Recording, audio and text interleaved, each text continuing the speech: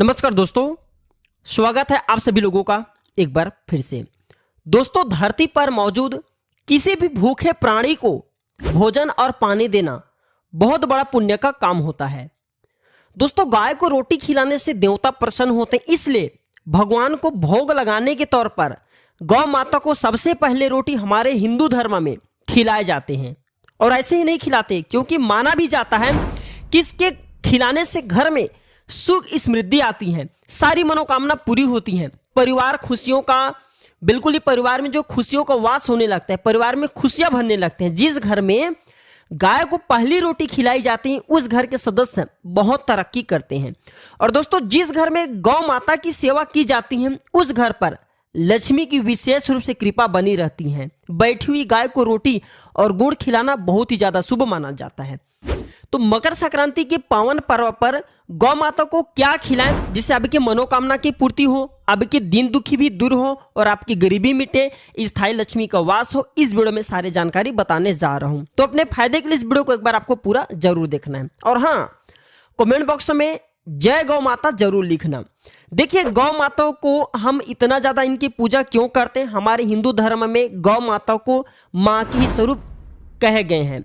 माँ की दूध और गौ माता की दूध ये सेम कहे गए हैं, इनके प्रभाव सेम ही होते हैं, इसलिए गौ माता को पालनी भी कहा जाता है, हमारे पालन करते हैं। दोस्तों, 84 लाख योनि के सफर करके आत्मा अंतिम योनि के रूप में गौ का ही रूप धारण करती। थोड़ा ध्यान से सुनिएगा।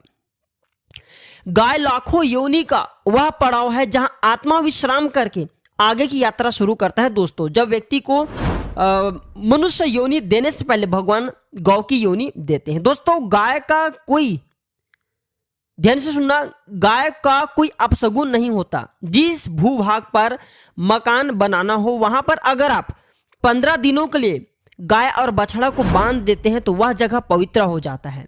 भूभाग से बहुत सारी जो आसुरी शक्ति हैं उनका नाश हो जाता है, क्योंकि गाय में सकारात्मक ऊर्जा का भंडार भरा रहता है। क्योंकि समस्त देवी देवता हमारे हिंदू धर्म में 33 कोटि देवी देवता कहे गए हैं, ये गौ माता के शरीर में निवास करते हैं। गौ माता के प्रत्येक रोम रोम में, प्रत्येक हिस्से में अलग अलग प्रकार के देवी देवताओं का वास होता है। इसलिए अगर हम प्रातःकाल गौ माता की स्पर्श बस करते हैं तब भी हमारे समस्त प्रकार के पाप मिट जाते हैं। गाय का मार्ग रोकना, अगर आप कहीं पर भी जा रहे हैं और गौ माता आ रहे हैं तो आप बिल्कुल ही उनके मार्ग मत रोकना। दोस्तों, गाय और बछड़े का दर्शन अगर आपको एक साथ हो जाते हैं तो आपको जिस भी काम को करने के लिए जा रहे उस काम में बिल्कुल ही सफलता मिलती है। अगर आपके घर के आसपास गौ घूम रही है तो इसका मतलब है कि आपके घर में काफी सारे संकट अपने आप ही दूर होने वाले हैं। ये छोटे छोटे हमें संकेतों को भी समझना चाहिए। गाय के समीप अगर आप जाते हैं तो संक्रामक रोग कम हो जाते हैं, जैसे कि खांसी है, सर्दी है, जुकाम है, ये जो संक्रामक रोग कहे गए गौ माता के समीप में जाने से ही नष्ट हो जाते हैं। बिना दवाई के भी आगे के बहुत सारे बीमारी अगर गौ माता की गौठान है वहां पे जाते हैं, प्रतिदिन मैं कहता हूँ सभी व्यक्ति को जाना चाहिए, समस्त प्रकार की बीमारी ठीक हो जाते हैं। अगर आपको गाय अचानक से पूंछ मार देती है तो ये बहुत ही शुभ संकेत माना जाता है। दोस्तों, काली चितकबरी गाय अगर ऐसा करते हैं तो आपको ज्यादा शुभ फल प्राप्त होता है। कुछ गौ माता की दूध के बारे में बता दूं तो पंचगव्य वो होते हैं जो कई प्रकार के रोगों को ठीक करने का काम करते हैं, लाभदायक होते हैं। पंचगव्य क्या है? तो देखिए, गाय के दूध, दही, घी, मूत्र, गोबर, इन सभी को शरीर की रोग निरोधक क्षमता को बढ़ाने वाला कहे गए। ऐसा माना जाता है ऐसा कोई रोग नहीं जिसका इलाज पंचगव्य से न हो। हाँ, इसलिए हमारे हिंदू धर्म में हम कोई भी पूजन पाठ अनुष्ठान करते तो उसमें सबसे पहले पंचगव्य लेते हैं। पंचगव्य क्यों लेते हैं? क्योंकि पंचगव्य के पान करने से हमारे शरीर में आसुरी शक्ति नष्ट होते हैं अगर गलती से हो, और हमारे शरीर में जो रोग है वो भी दूर हो जाते हैं। इसलिए हमारे धर्मशास्त्र में पंचगव्य लेने के लिए कहा जाता है। दोस्तों, आज के समय में लोग गौ माता की पूजा करने के बजाय, उनका सही उपयोग करने के बजाय उनको काट कर मार कर खाना ज्यादा पसंद कर रहे हैं। खास करके मैं कहना नहीं चाहूंगा कुछ धर्मों में। दोस्तों, ये बुरा लगता है पर ये सच है कि गौ को रोटी देने से न केवल सुख और समृद्धि आती बल्कि बरकत भी हमारे घर में होने लगती है।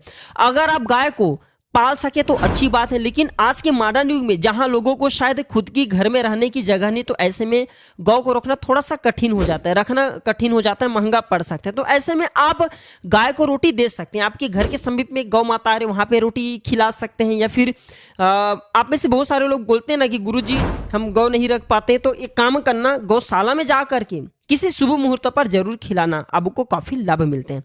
तो चलिए जानते हैं मकर संक्रांति के इस पावन पर्व पर कि गौ माता को आपको क्या खिलाना है जिससे आपकी अध्यात्म उन्नति हो। दोस्तों, हमारे देश में कई जगह ऐसे हैं, कई लोगों को प्रश्न आता है कि हम जूठी रोटी गाय को देते हैं, क्या ये सही है या गलत है। देखिए, हम जूठा खाना बचा हुआ गाय को बिल्कुल ही खिलाते हैं, यानी जो बच जाता है वो गौ माता को सब भेंट देते हैं। ऐसा क्यों? क्योंकि दोस्तों, रामायण काल में गौ माता को एक श्राप मिला था, उसकी वजह से आज गौ माता को जूठा खाना पड़ा। अर्थात गौ माता को माता सीता जी का श्राप था, क्योंकि गौ माता ने प्रभु राम को झूठ बोले थे। तो इससे माता सीता क्रोध होकर के गौ माता को श्राप दिए कि अब जो है लोगों की जूठन भोजन खाएंगे। और देखिए, श्राप के मान सबको रखना पड़ता है।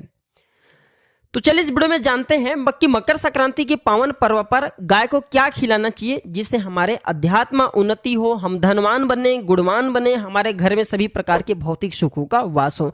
मैं सभी लोगों को कहना चाहूंगा, इस बार के जो मकर संक्रांति का पर्व पड़ है बहुत ही सुंदर है, क्योंकि सबसे पहले तो रविवार का दिन है।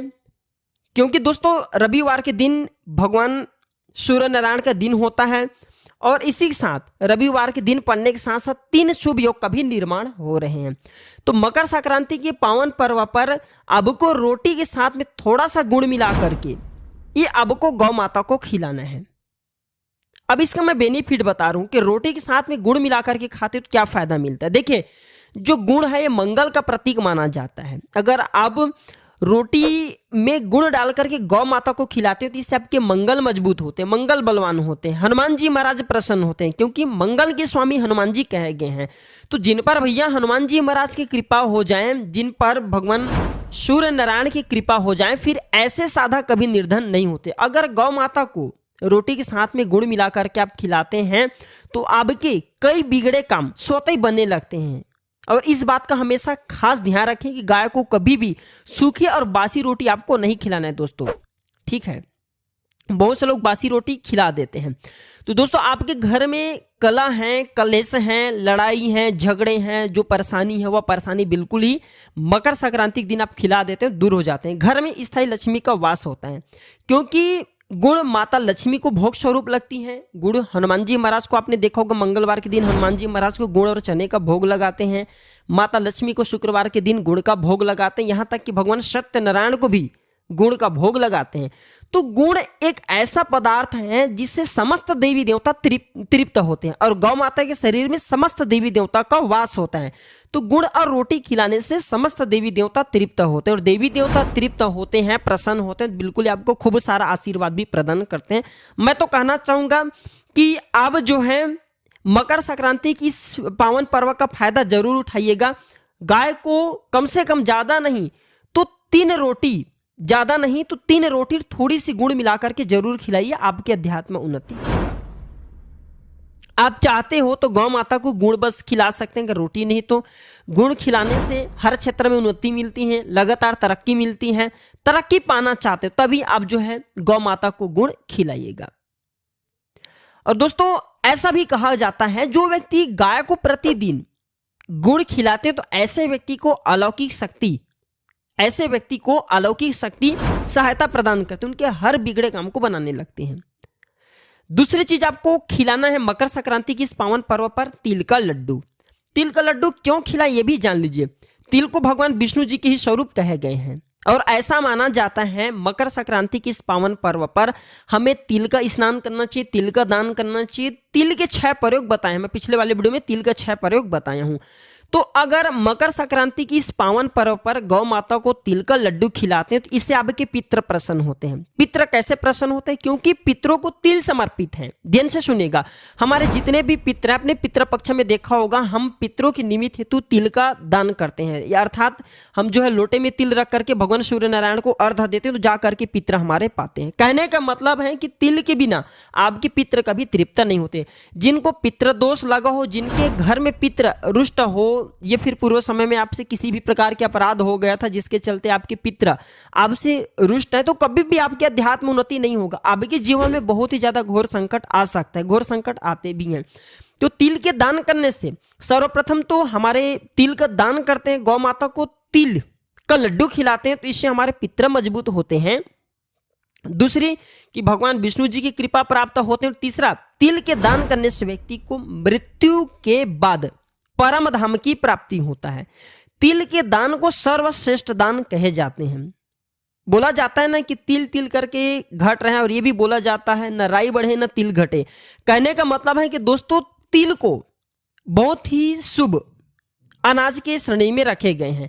मैं तो कहना चाहूंगा सभी लोगों को मकर संक्रांति की इस पावन पर्व पर तिल का दान जरूर करना चाहिए। तिल का दान करते हैं, गौ माता को तिल का लड्डू खिलाते हैं, तो आपको सफल व्यक्ति बनने से, धनवान व्यक्ति बनने से, और इतना ही नहीं, आप ये खिला रहे तो पूर्व समय के आपके भूलवश, ज्ञानवश, अज्ञानवश जो पाप थे वह भी कट जाते हैं, मिट जाते हैं।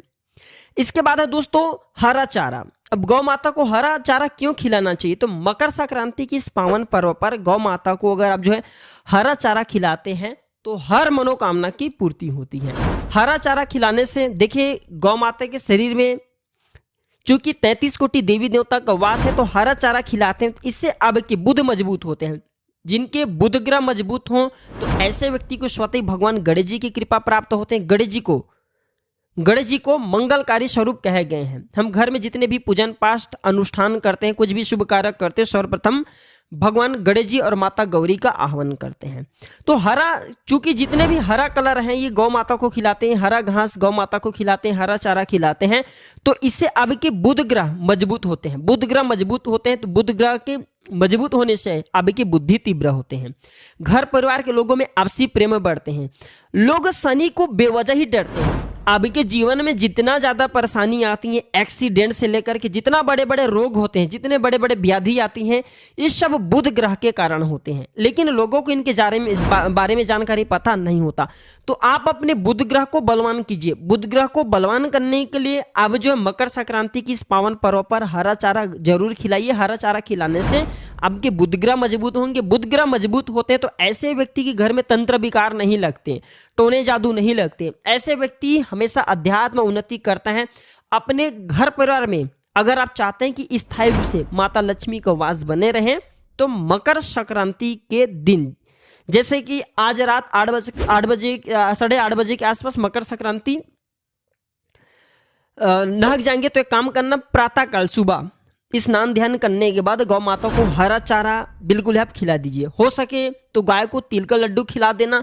और आप जो है रोटी बना रहे हैं आपके घर में, तो रोटी भी गुड़ के साथ में मिला करके खिला देना। दोस्तों आप ये तीनों काम एक साथ में कर सकते हैं। अगर आप ये तीनों काम कर लेते तो भैया फिर सोने पे सुहागे हैं, आप सफल व्यक्ति बनेंगे, गुणवान बनेंगे, और गौ माता की विशेष रूप से आपको कृपा प्राप्त होगा। गौ माता को लक्ष्मी का स्वरूप कहे जाते हैं। जिस व्यक्ति से गौ माता प्रसन्न हो जाए, ऐसे व्यक्ति के जीवन में फिर किसी भी वस्तु का अभाव नहीं होता। और एक काम जरूर करना, इस दिन तो आप गौ माता को जो आपको बन पड़े सारे मिष्ठान खिला दीजिए, लेकिन एक काम जरूर करना, इस दिन गौ माता की चरण की थोड़ा सा धूल आपको लेना है और इसे आपको अपने मस्तक पर लगा लेना है। मैं इसका बेनिफिट बता रहा हूं क्योंकि इस दिन सूर्य उत्तरायण हो रहे हैं। क्योंकि दक्षिणायन में शुभ कार्य नहीं किए जाते, तो सूर्य नारायण उत्तरायण हो रहे। उत्तरायण का ये बेनिफिट है कि अगर आप इस दिन गौ माता के चरण का धूल लगा लेते हैं तो इससे समस्त प्रकार के रोग, दोष, कलेश एवं नवग्रह की पीड़ा समाप्त हो जाते हैं। अगर आपको नवग्रह की पीड़ा सता रही है लेकिन इसके बारे में आपको पता नहीं है, या फिर आपके घर में किसी भी प्रकार की नकारात्मक शक्ति का वास है लेकिन आपको पता नहीं है, आप चाहते हैं कि नकारात्मक शक्ति आपके घर से भग जाए, आपके घर में सुख शांति एवं स्थिर लक्ष्मी का वास बने रहे, तो भैया काम जरूर करिएगा। आज जो है मकर संक्रांति की इस पावन पर्व पर आपको थोड़ी सी गौ माता की चारों पैर का धूल लेना है और इस धूल को आपको अपने घर के सभी दिशाओं में थोड़ी थोड़ी, खास करके घर के पूजन स्थान है, उत्तर दिशा है, घर के मुख्य द्वार हैं, घर के जो कहा जाए तो निकलने वाला जो द्वार है वहां पे, घर की छत है, आपको जो बन पड़े खाली खाली जगह कम से कम 7 से 8 जगह पे थोड़ी थोड़ी धूल का छिड़काव कर दीजिए।